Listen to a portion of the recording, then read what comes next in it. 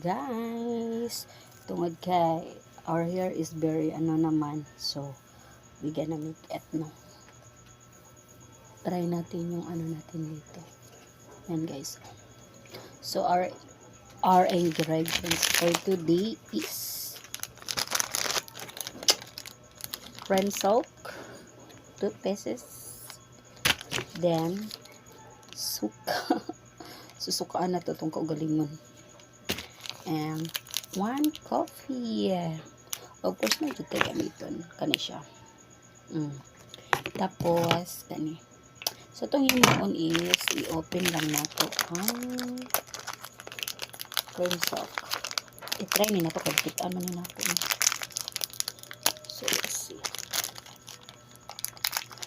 Kung kuwag na gunting, ito na siyang ibutang sa